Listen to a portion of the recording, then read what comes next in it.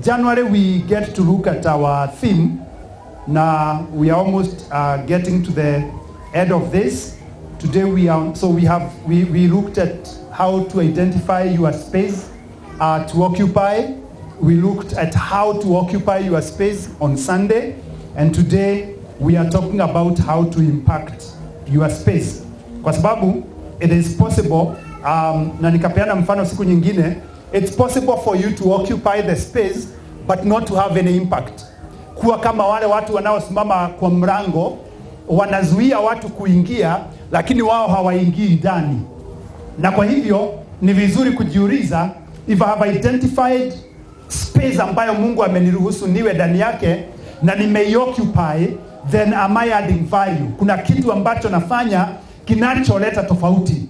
Yes, nime-identify familia yangu ni space ambayo Mungu amenipatia na ameniambia occupy until I come.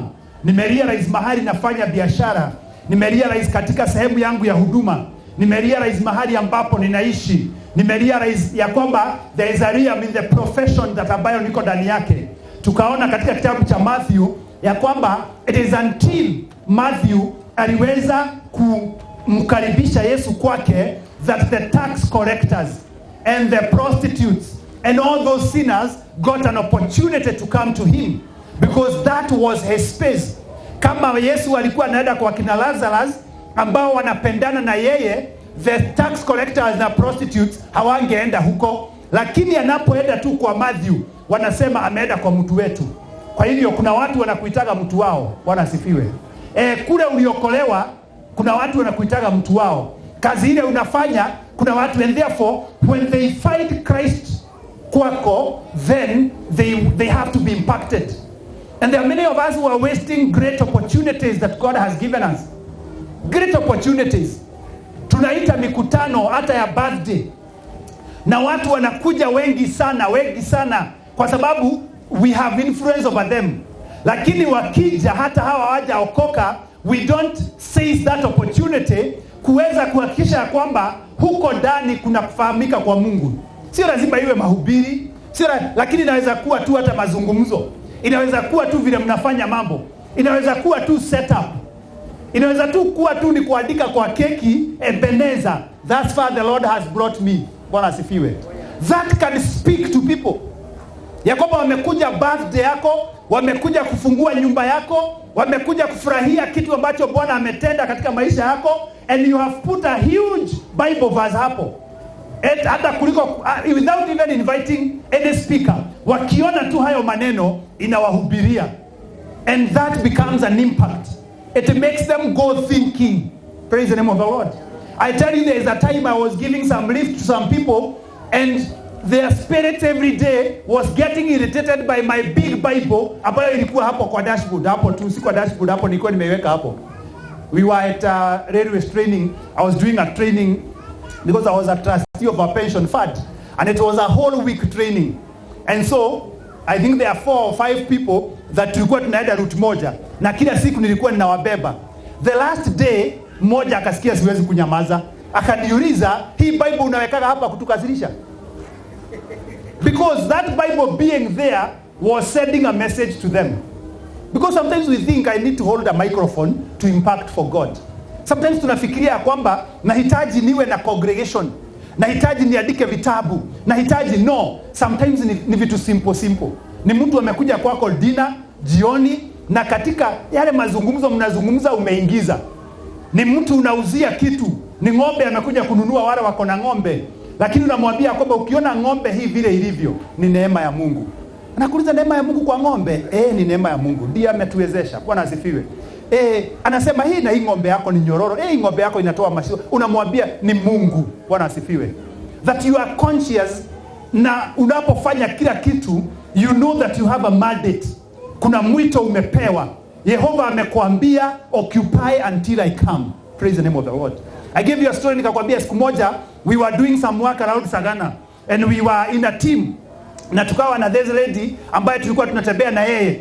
Tukaona mahali pameandikwa this health center was opened, sijui nini was dedicated in 1979. Akaniambia unaona hili dedicatiwa kabla uzaliwe. Nikamuuliza kwa nini unafikiria sikuwa nimezaliwa wakati huo? Akaniambia hukai. Nikamwambia thanks be to God. Akaenda nyumbani jioni akaambia the husband, the guy we are working with is born again.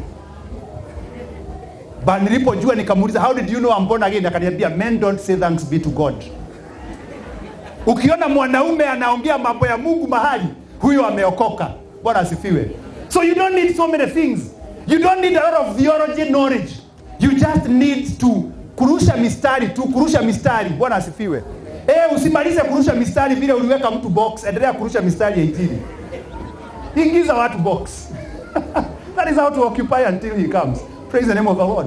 Nikitapatana na mtu tunakula tu, najua ya kwamba nikimwambia ya kwamba nataka kumhubiria. You know these days sio zile tulikuwa tunaenda door to door na Bible. Mnapata watu wa kilima, mnawauliza mumeokoka, wanasema hatujaokoka, mnaanza kuwahubiria. Hizi sio hizo ziku. Hizi ziku unaenda kuhubiria mtu anakasirika. Saa zingine unaambia mtu nataka twende tukakule lunch, anakuambia I hope uende kunihubiria. Yaani anaona tu mimi nishawahiambiwa hivyo, I hope uende kunihubiria. Yaani anakuambia in advance, tafadhali tukienda sitaki mahubiri. Praise the name of the Lord. So lazima tuwe wajaja na lazima tujue ni vipi ambavyo tutarusha hii mistari mpaka tuwaingize box. That is how to occupy and that is how to impact. Praise the name of the Lord. And that is what I want us to look at today. Kwa wale ambao you are still getting used to my way of preaching, I always give points. That is my way. You always carry your 5, 7, 4 points.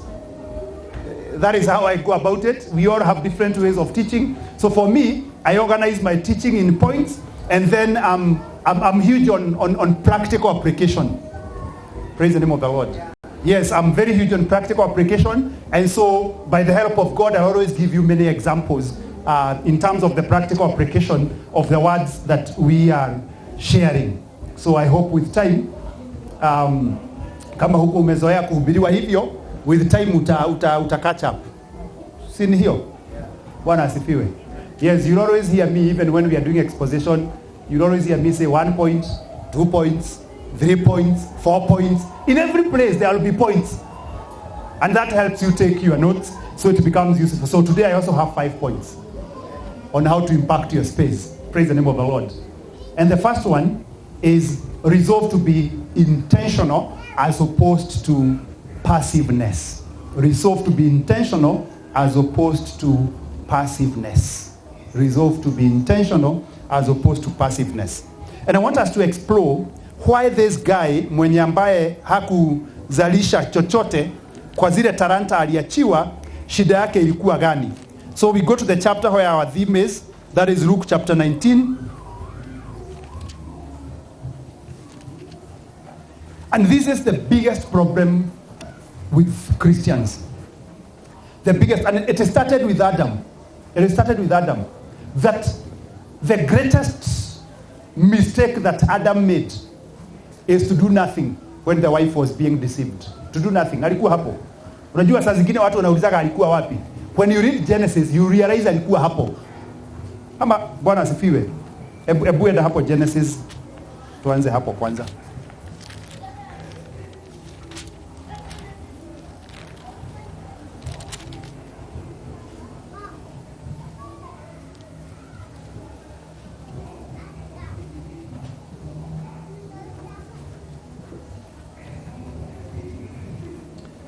Ukienda hapo verse chapter 3 ya Genesis, from verse 4, or even if you read from verse 1, let's read. Now the serpent was more cunning than any beast of the field, which the Lord God had made.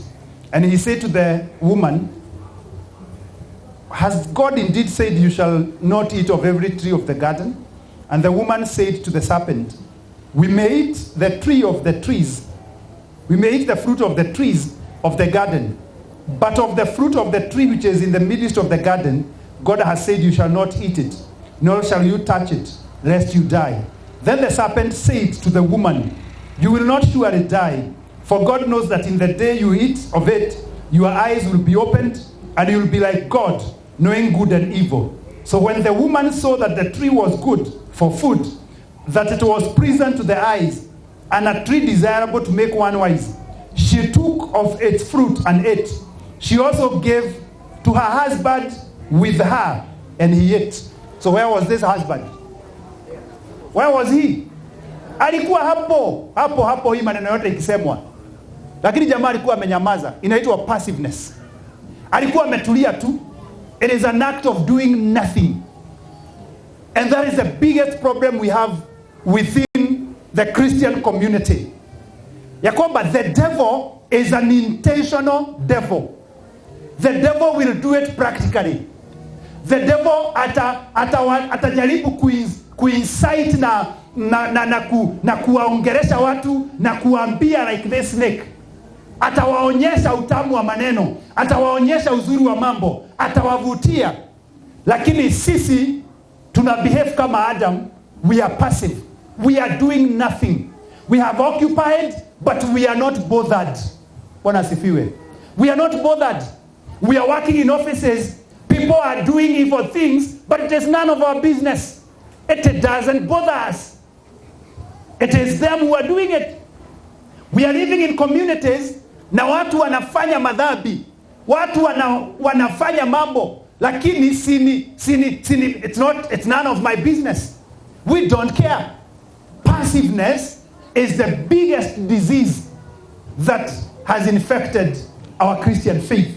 And that is why in here, hapa kwa Luke chapter 19, this guy anamwambia Yesu hapo verse 20, anamwambia ya kwamba, then another came saying, Master, hey, here is your mina, here is your gift, here is your talent, here is what you gave me, which I have kept, put away in a handkerchief.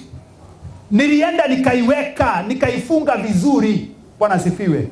Wengine waliokoka, na kwa sababu wokovu inakuaga kwa moyo, wakaifungia huko kwa moyo, hawatakagi itoke. Ilifungiwa kwa moyo. Mimi niliokoka na wokovu ni ya moyo, ikafungiwa. Na shetani akadanganya watu, si lazima ushuhudie. Si wewe ndiye unajua umeokoka. I have met many people. Unamwambia kwamba wewe umeokoka. Anasema yeye nimeokoka. Lakini hujawahi kuniambia umeokoka. Si lazima niseme, si iko kwa moyo. Bwana asifiwe. The call that we have is a call of speaking it out. Is a call of saying it to everyone. Is a call of intentionally displaying the faith that we have received. Paulo anaandika anasema ya kwamba, be ready always to give a response to anyone who asks about the hope that you have. Bwana asifiwe. Na tunaona Paulo is one of the people ambao walikuwa intentional sana na Injili. Na Biblia inasema ya kwamba akifika mji wowote, as was his custom, alikuwa anaingia ndani ya hekalu, anaanza kuwaambia mambo ya hii Injili. Bwana asifiwe. And the call ambayo Mungu anatupatia siku ya leo is the call of intentionality. Is the call ya kuondoka in a state of passiveness. Ya kwamba mimi nilikuja kukuwekea maji, nitakuwekea maji na niende. Sometimes hata kama huwezi kumzungumzia, si uibe kawimbo inaweza kumguza.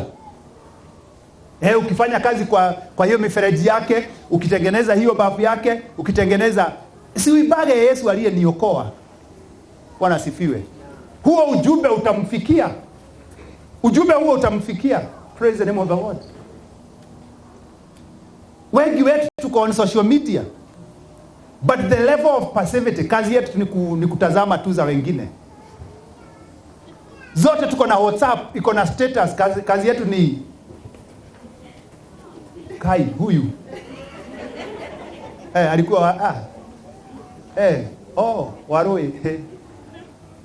Praise the name of the Lord. But that is a space. Imagine there's somebody who is watching your status. Na hakuna kitu, you are passive. You are passive. You are passive. Uko na Facebook page. Si hata kama huna maneno mengi ya kusema, maana unajua kuna wengine wetu kizungu ilitupita. Unaenda tu kwa simu yako kwa Bible, ukiguza hivi hapa chini na kuambia copy. Unaenda Facebook unasema paste. Haihitaji kizungu. Una paste tu kwa Bible verse hapo. I'm requesting you, let us leave that space of passiveness. Praise the name of the Lord. Kwa sababu the devil is not passive. The people who are advocating for LGBTQ and everything, kuna siku wanaamua hiyo ndio ita trend kwa Twitter. Na ina trend, unapata mpaka ma MP wana post, like I think it's last week, wanaweka. Lakini believers, yetu ni kuangalia tu. I'm saying you must resolve to be intentional and to quit the club of passive people. Praise the name of the Lord. Ya kwamba kuna vitu ambazo hazihitaji maneno mingi. Kwa status weka tu ka Bible verse kamoja tu kila siku kamoja tu. Kuna mtu anaangaliaga kamoja tu. Praise the name of the Lord. Na kuna mtu atawahi kukaona akwambie, hebu niambie juu ya hika mstari ulikuwa umeweka. Praise the name of the Lord. Weka kawibo kaijiri. Kwa sababu the other problem is you might not be passive, lakini vitu zile mnaweka. Bwana asifiwe. It's a matter of impacting. Na mzini block kwa status zenu, nataka kuona. Mimi naangaliaga status. Kwa hivyo kuna wengine naonaga mmeni mute, mmeni block. Kwa sababu ya vitu zile mnawekaga. Tafadhali wacheni nione. Ili ninawasaidia. Kuna wanajua ya kwamba nikiona na nione hii ni kama haihubiri, si kuhukumu, si kurebuke, tunaongeaga tu vizuri. Si mnajua wale tumeongea. Praise the name of the Lord. Let us leave that space of passivity.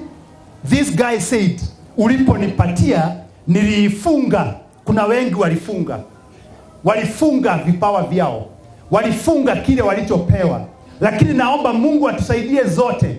The only way to be of impact, to occupy until he come, is to be intentional.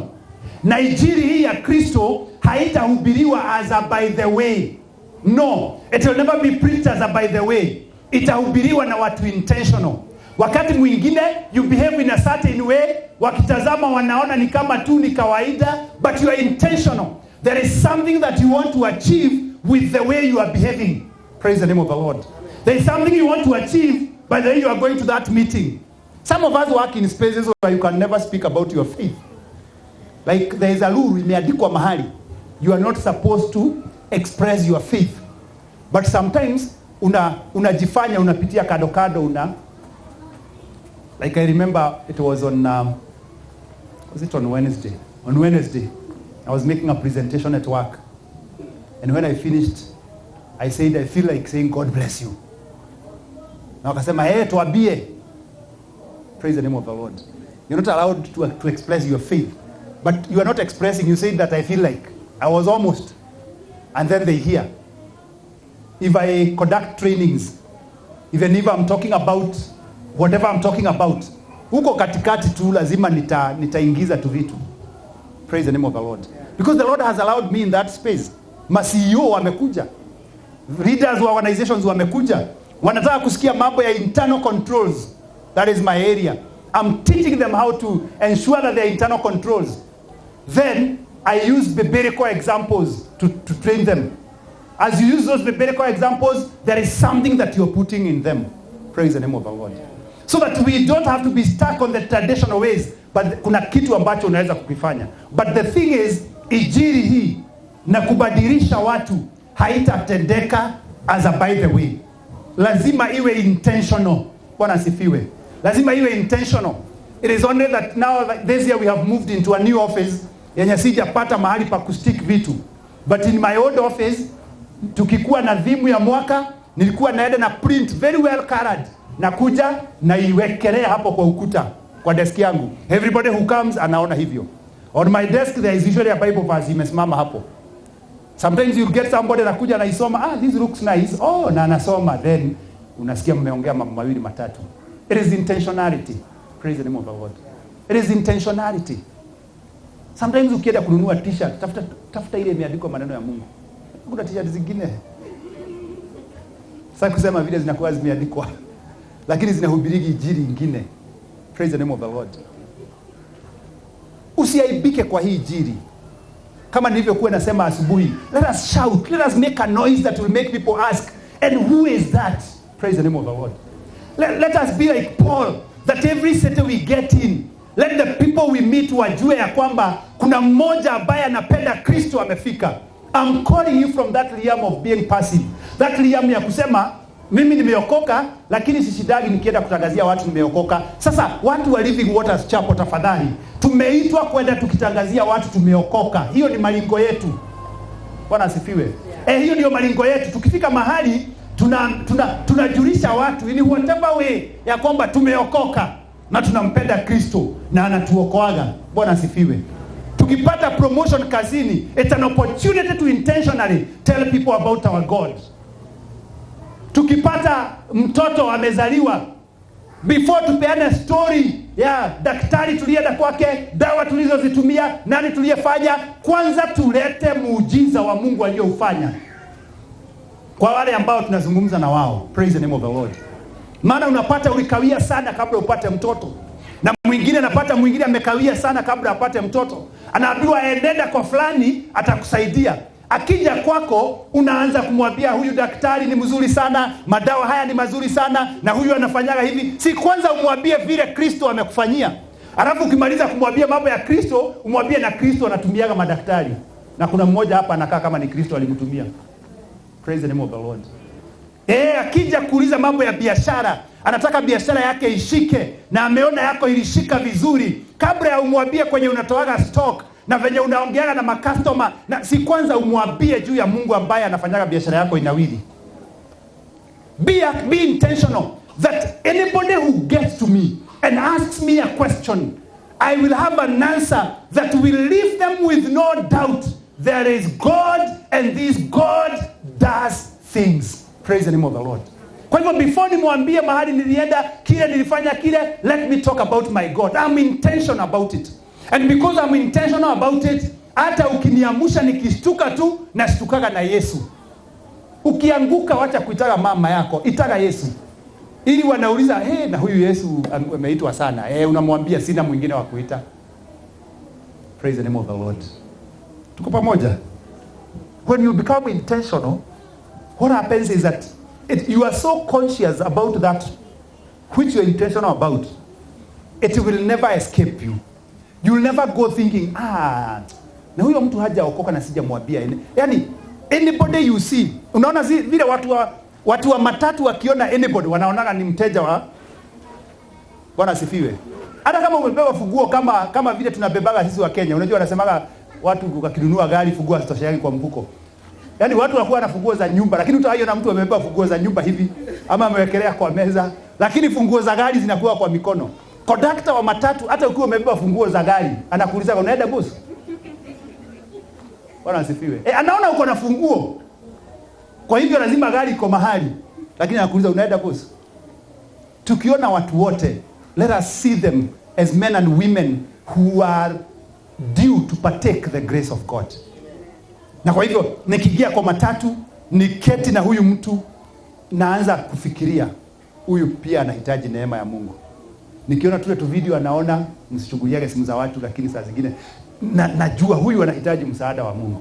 Nikisikia vile anaongea kwa simu, yani ako town ndani, niko saba nimekuja, unajua huyu anahitaji msaada wa Mungu.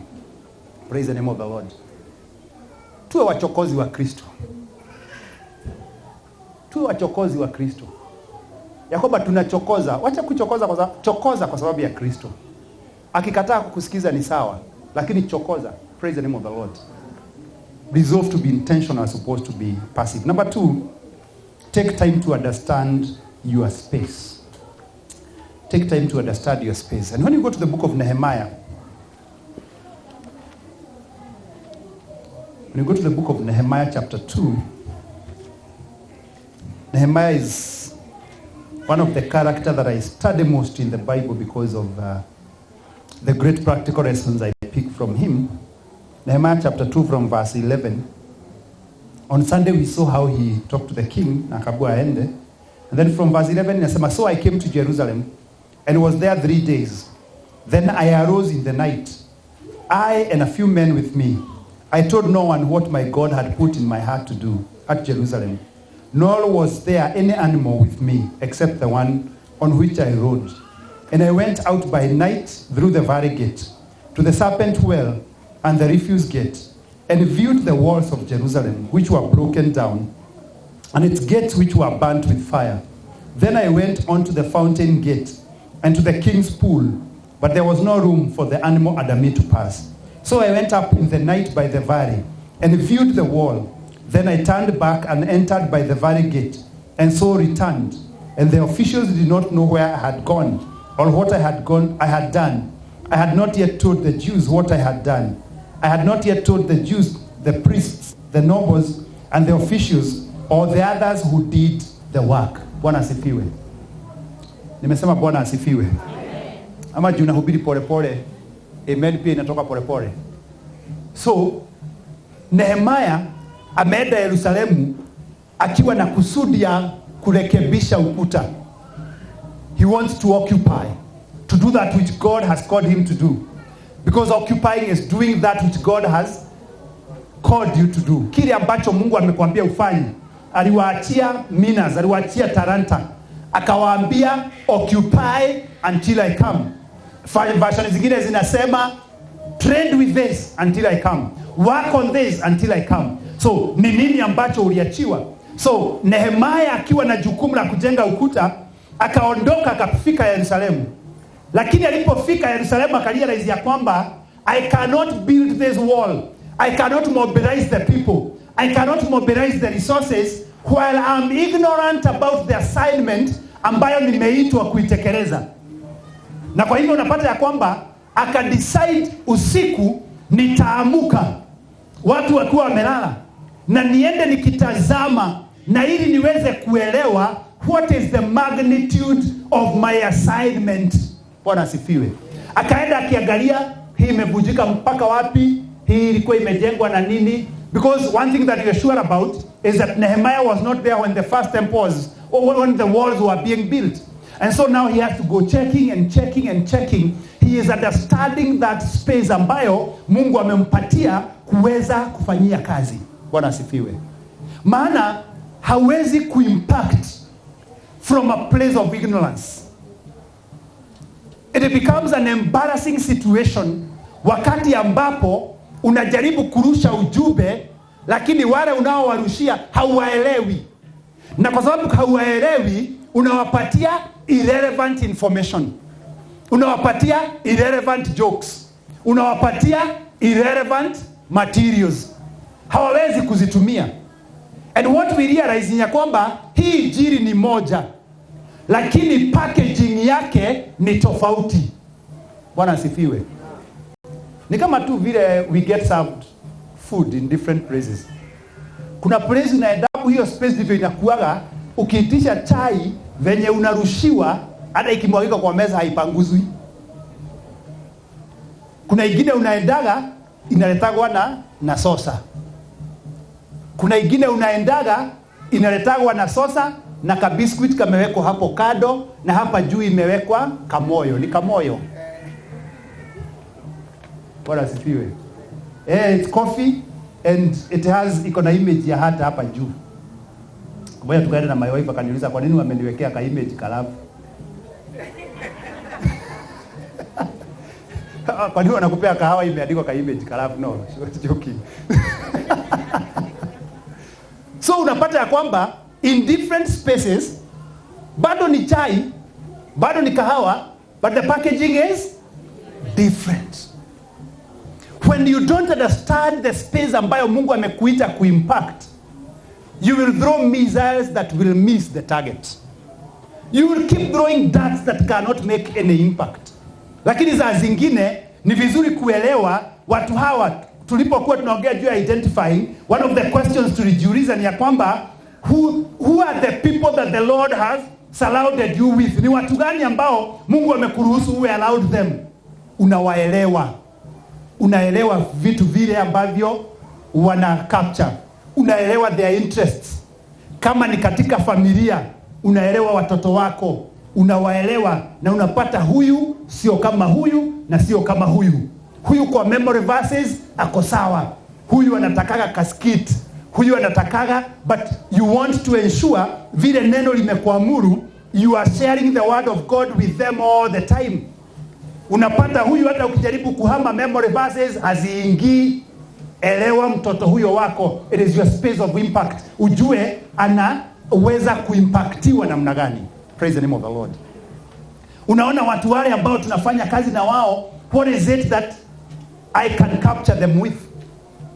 Because the first objective ya mtu yeyote ambaye anataka kuimpact watu na injili ni kucapture their attention, to make sure they are listening to you.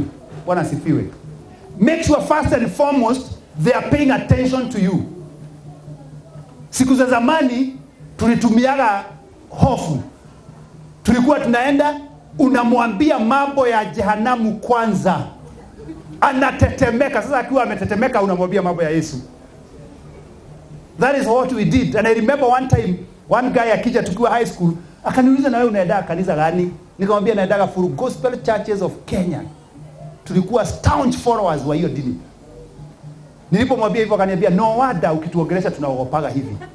Kwa sababu mimi nikiwa high school, nikifika hapo bere, nitawapatia image ya vile watateswa jehanamu mpaka wanaokoka.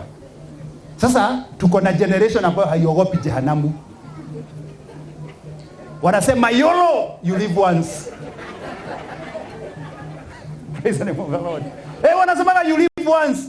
Na kwa hivyo because you live once, wacha kuniambia mambo ya na huko. Hata kuna mahali tulikuwa na Pastor Muigai. Mtu akatuambia, wewe pastor, wacha kufikiria ya mambo ya kule utaenda ukikufa. Na mimi nikachukua hiyo opportunity nikamwambia, lazima uanze kufikiria mambo ya kule utaenda ukikufa. Praise the name of the Lord. Sasa watu kama hao ukija kuambia mambo ya jehanamu, ati ili waogope jehanamu wakuje kwa Yesu, watakuangalia waseme, wacha hizo illusions zako. But now you must ask yourself, how can I know them? How can I understand them so that I'm able to make the right impact? Praise the name of the Lord. Understand your environment. Mahali hapo mnafanyaga biashara, understand your environment. Unaona Paulo katika kitabu cha Acts chapter 17 verse 23, anaenda anafika ina city na anatembea hiyo city kabla hawahubirie. Anatembea hiyo city. Then anapokuja kuwahubiria, anajua vile city iko. Anajua nikianza kuambia mambo ya Yerusalemu, nianze kuambia mambo ya Yesu alisulubiwa, nianze kuambia hawataelewa. So where do I start? Anawaambia, nilipokuwa natembea katika huu mji wenu, niliona mifano, niliona miungu, na nikaona mahali kumeandikwa kwa Mungu asiyejulikana. Na sasa kwa sababu nyinyi mmeconfess hamumjui huyo Mungu, wacha niwaambieni juu ya huyu Mungu. He had taken time to understand how the city of Ephesus was, how it was operating, what things were there. Brothers and sisters, occupying your space demands that you go an extra mile to understand your environment, to understand your friends. I like John C. Maxwell. I listen to him a lot. And what he says is that he refuses sometimes to tell people about the gospel of Christ at the beginning. He will spend time with them. He will go out and do golf with them. He will tell them about leadership, and he is very big and good at leadership. And it is now people who will start asking him, hizi principles zote unatufunzaga ulitoa wapi? Anawauliza, do you really want to know? Yes, ulitoa wapi? Anaanza kuambia mambo ya Bible. Why are they interested in the Bible now? Because he understood them. He won their attention. And after winning their attention, now they are able to reason to him. Bwana asifiwe. So sometimes we can disadvantage ourselves because of the approach ambayo tunatumia, maana hatujaelewa wale ambao tunadeal na wao. Na sio kuhubiri injili peke yake, ni ku make impact katika njia zote. Sometimes huyo mwanamume ambaye mko na yeye, he is your husband, inahitaji tu kumuelewa tu kidogo tu. Na ukimuelewa tu kidogo, you will know where to throw your darts, and they will come back with a target. Praise the name of the Lord. They will hit the target. But sometimes and you know, the problem is many times we come from us. We don't come from them. We want them to understand us. We don't want to understand them. We want them to hear us the way. And you know, that is why even the Ministry of Education, wali decide kuleta hii CBC. kwa sababu walisema the older system was teacher centered, so it was based on the teacher's way of teaching. Kama Warui anakuja anasema mimi nafuzaga na points, sasa kujua nyinyi mnafuzaga aje. Hiyo ni teacher centered, hiyo ni preacher centered. But we need to transition to understand this learner and then teach this learner based on what they understand best, based on the methods that works best for them. And I pray that even for us who do ministry, we'll try to understand our people. So it is not me insisting on my way of doing things, it is understanding you as the area where God has given me to occupy. Na nikisha waelewa, then ninajua wanapenda kufunzwa vipi. Wale wananijua miaka michache iliyopita nilikuwa na insist kila mtu ajifunze Kizungu, mimi sifunzi na Kiswahili. Na mahali tulikuwa nikawaambia nyote mjue Kizungu, na mimi nikahubiri na Kizungu. Siku hizi nafikiri kwa nini nafunzana na Kiswahili? Bwana asifiwe. Kwa sababu wakati huo ama ninajianika. Wakati huo ilikuwa ni nyinyi mkuje munielewe mimi na tuendelee vile mimi nilivyo.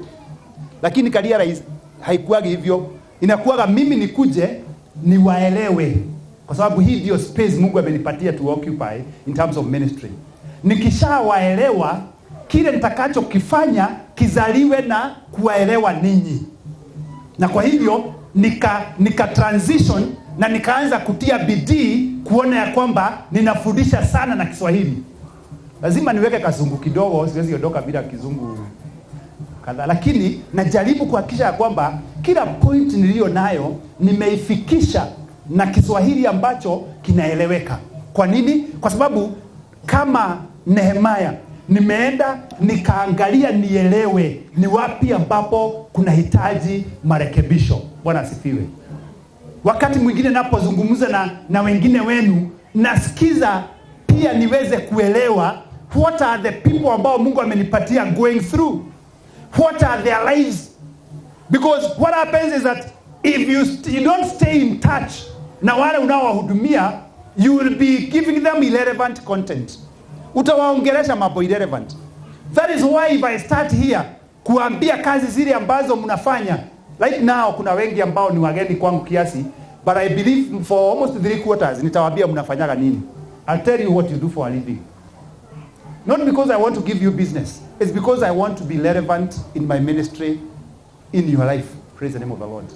It's because even if the Lord inspires me with the points, I need to give examples ambazo zinalingana.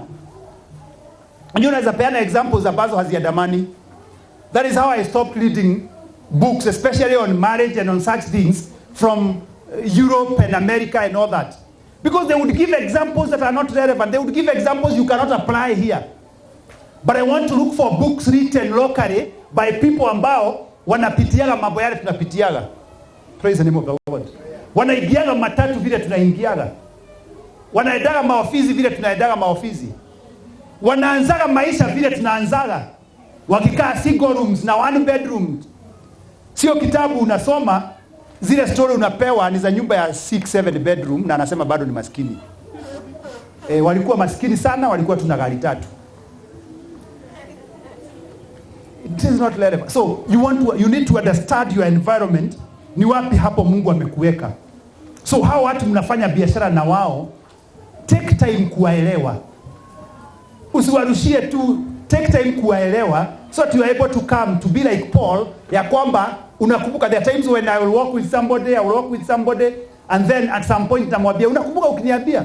Aniambia mimi nilikwambia hivyo. Uliniambia. Because people forget, especially ladies, I think they forget very fast. They give you stories and then unakuja 4-5 years later unamwambia unakumbuka uliniambiaga? Nilikwambia mpaka hiyo. Lakini uliponiambia niliweka ikiwa akiba for an opportune moment. Na opportune moment ilipofika, kama Paulo ninaitoa na inakuwa ndio foundation yangu ya kukupatia lile neno nataka kukupatia. Ya kukurekebisha mahali ambapo Mungu anataka nikurekebishe.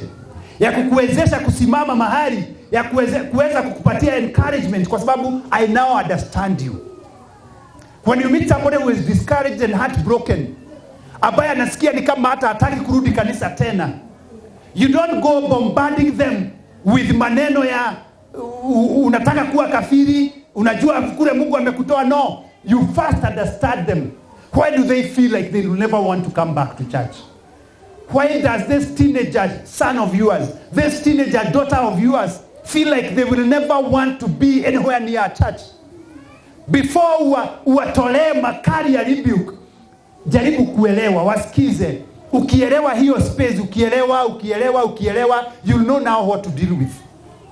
And sometimes you may realize kuna mambo ambayo yamepata mizizi sana. Itahitaji sio rebuke peke yake. Sometimes utasikia maneno ambayo lazima sasa uende kwa maombi kumlilia Mungu juu ya huyo mtoto. Lakini ukiamka tu mtoto akwambia mimi sisikii kwenda church. Daugago kogoa kwa. Nimesema mtu ambaye ataenda kanisa nitamukana. Sasa no, take time to understand. Why is he saying he doesn't want to go to church? What may have happened in church? I've met people and we're having a discussion and I tell them, utakuja church? Kanisa hapana. Kwa nini hapana? Then with time, pole tu, anakupea story, unakuta either they were abused in church or something happened or something. It is when you have understood that you now know the approach you take. You now know how to pray for them. You now know, so understand, you cannot impact your space in ignorance. You cannot, and you cannot use generic means. Hauwezi kutumia. Kuwa kama daktari, ukuji kwa hospitali, na daktari anawatazama, anawaambia nyinyi nyote mpewe hii dawa na mwende nyumbani. Anakuja anakusikiza, anakuambia wewe enda kwa x-ray, wewe enda kwa lab utolewe damu, wewe enda, umekula unaona kama utapata choo, enda upeane. Kwa sababu anataka kuelewa ili ajue ni nini dawa gani atapeana. Kwa hivyo kibarua ulicho nacho kikubwa ni kuelewa, for you to occupy until he comes, ni kuelewa hiyo environment yako. Ielewe vizuri ili uweze kuwa mtu ambaye ataweza kuimpact hiyo space ambayo Mungu amekupatia. Point number 3 is coming up with a clear plan. That you cannot impact as a by the way. When you look at Nehemiah chapter 3, the way hawa watu wamepangwa, ya kwamba the family of so and so ndio wataenda east gate, the family of so and so ndio wataenda pale, the family of so and so ndio. If you go to chapter 3, you'll see then Eliashib the high priest rose up with the brethren, the priest, and built the sheep gate. They consecrated it and hung its doors. They built as far as the tower of the Hadrit and consecrated it. Then as far as the tower of Hananiel. Next to Eliashib, the men of Jericho built. Next to Zakul, the son of Imla built. Also the sons of Hasena built the fish gate. They laid its beams and hung its doors with its bolts and bars. And next to them, Meromoth, the son of Urijah, the son of Koz, made repairs. Next to them, Memushulam, the son of Belakia. It was not a haphazard thing. Watu walikuwa wamepangwa vizuri. Bwana sifiwe.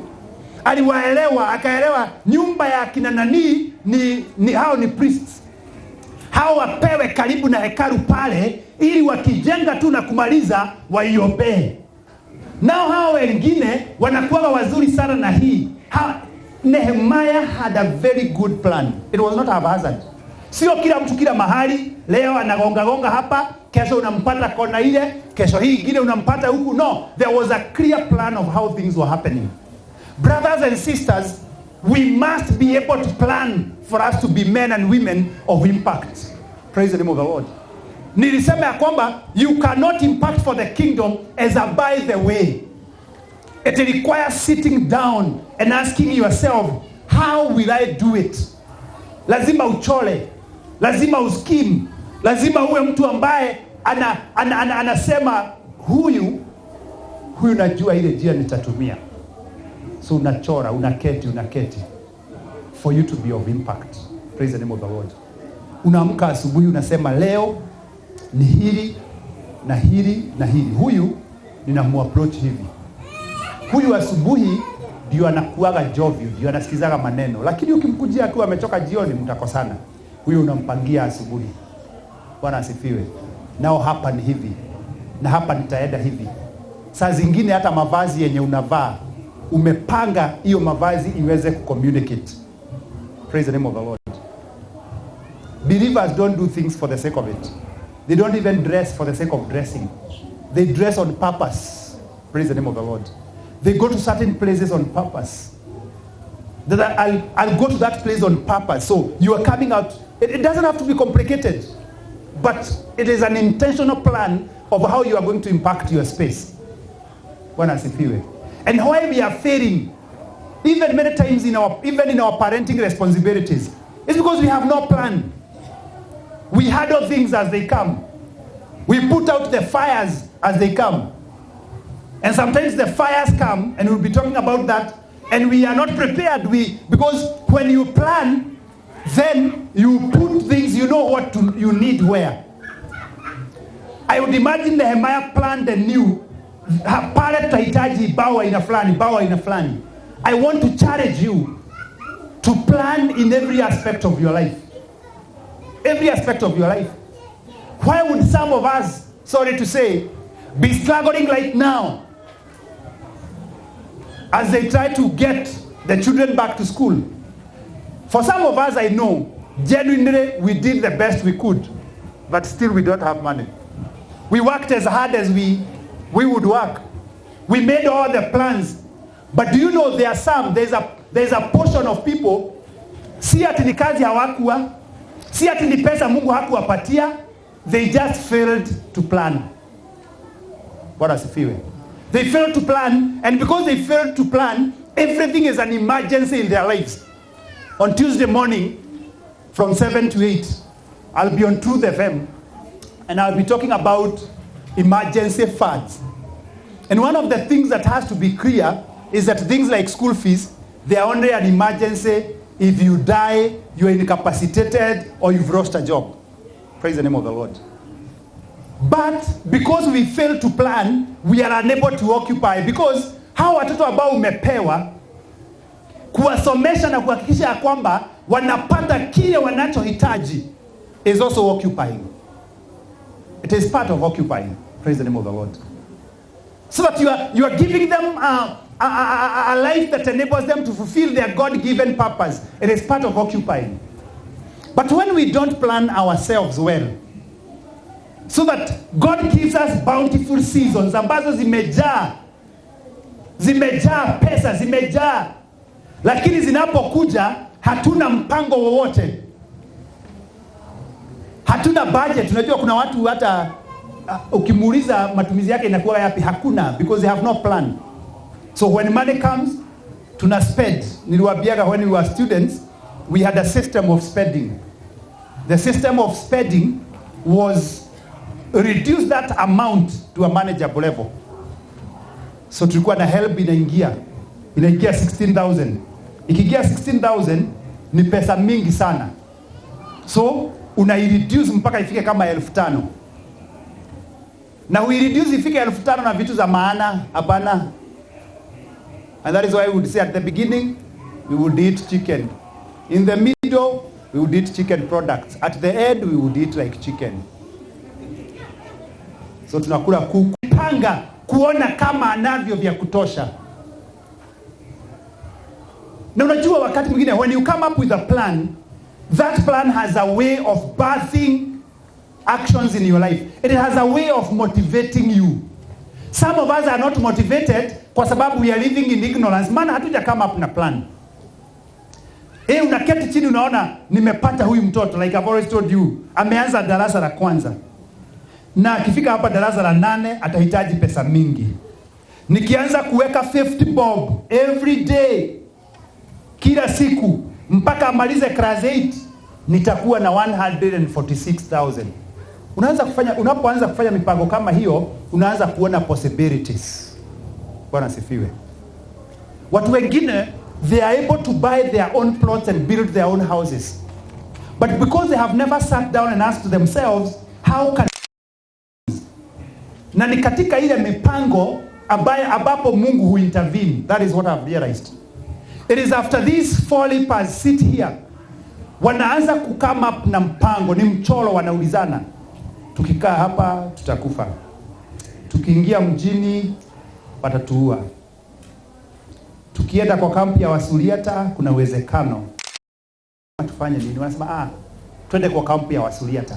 Wanapoanza safari ya kwenda, the Lord magnifies their steps. Wale Wasuriata wakiwa kule wanasema mfalme wa Israeli amekusanya mfalme wa Moabi, amekusanya wakuje watuinukie, and they run away. These guys are feeble. These guys cannot fight any battle. What they have is a simple plan. Tuendeni huko, wakituokoa watuokoe, ni plan kidogo tu.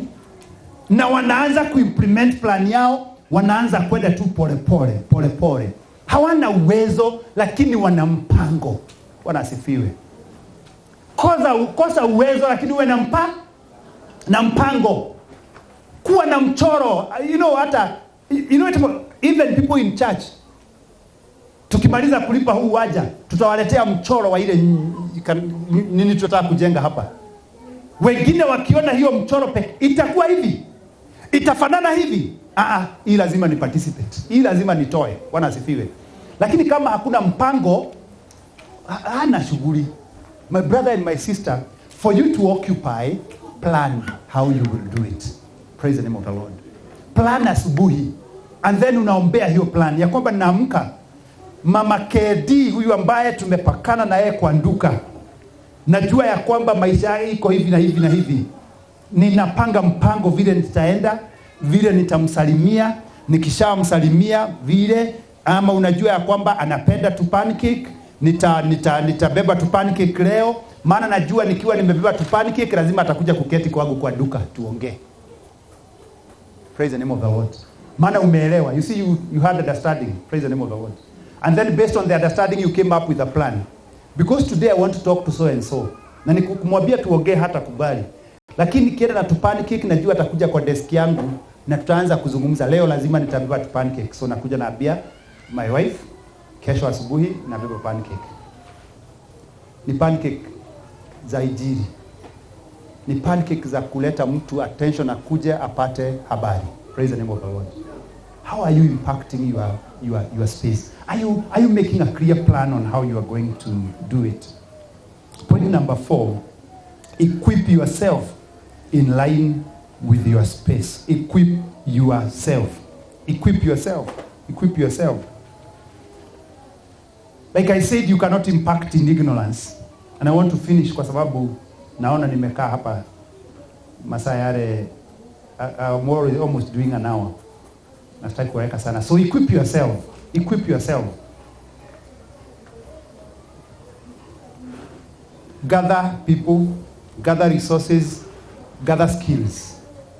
So when I say equip yourself, I don't mean ni wewe peke yako. I mean put together everything you feel you need. Unaona kama Nehemia anamwambia mfalme, nipe barua. Ukinipea barua nitapitia kwa Asaf. Nipitia kwa Asaf, nitamwambia anipatie miti. Ili hiyo miti iende inisaidie kujenga ukuta ambao nahitaji kujenga. Praise the name of the Lord. Anapoenda, Biblia inasema akawaleta pamoja wale watu na akawaambia maono aliyokuwa nayo. He is gathering resources, human resources. Amegather his physical resources. He now goes and gathers human resources. And he explains to them so well. Anasema na nikawaambia vile ambavyo mkono wa Bwana uko juu yangu. Na nilipowaambia wote wakasema ya kwamba tuinukeni tujenge. Praise the name of the Lord. He was able to gather people who are willing to build together with him. In the book of 2 Kings chapter 6, we see the sons of the prophets. Wanamwambia Elisha, this space ambayo tumekuwa tukiishi imekuwa dogo sana. So we understand it is small for us to do what we should do. Na kwa hivyo tunaomba uturuhusu tuenende kule mtoni, kila mmoja aje na mti wake ili tupanue. Bwana asifiwe. It takes going and gathering. It takes going and looking for. It takes going and talking to people. It takes even attaining more skills. Wengine unaangalia space ambayo Mungu amekupatia na kile ambacho unahitaji ufanye, unarudi shule. Bwana asifiwe. When I became a pastor na nikaanza kuhubiri, na nilikuwa nahubiri ile ya mstari moja, ile ya kurusha miguu na mikono. Unahubiri watu wanapata moto sana. Lakini ikafika mahali nikatamani sana kuwa mwalimu wa neno. Nikatamani kama ningekuwa, nikasikiza walimu wa neno wanafundisha, nikatamani sana. Nikajiuliza naweza fanya nini ili niwe mwalimu wa hili neno. Na ndiposa nikajiunga na chuo cha Biblia. Nikafanya masters in biblical studies.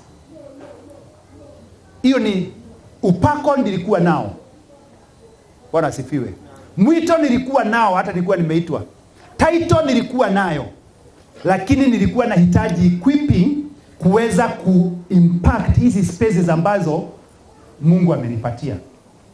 And there are many things that I learned ambazo zimenisaidia sana in my ability to teach, to do Bible expositions, to do exegesis na kuelewa maneno.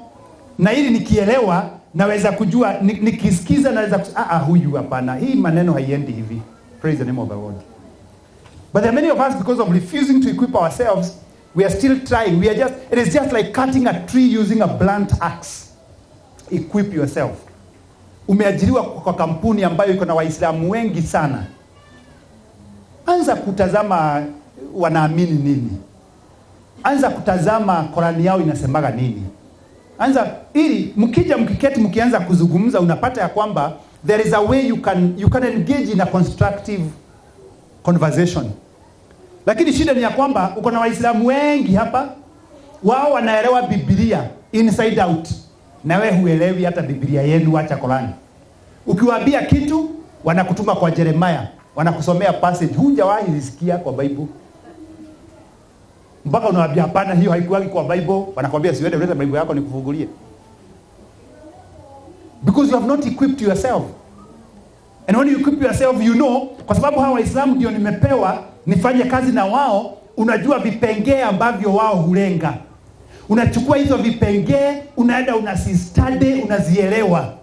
Ukija mkianza kuzungumza, akikurushia such a Bible verse, unamwambia hii ndio maana yake. Hii ndio context yake. Ilikuwa inaandikiwa hawa, iliandikwa na huyu kwa sababu ya hili, na ujumbe iliyokuwa inafikisha ni huu. Na unapata ya kwamba wanakuambia wanaona. Praise the name of the Lord. But you cannot impact in ignorance. You have to equip yourself. Praise the name of the Lord. You have to equip yourself.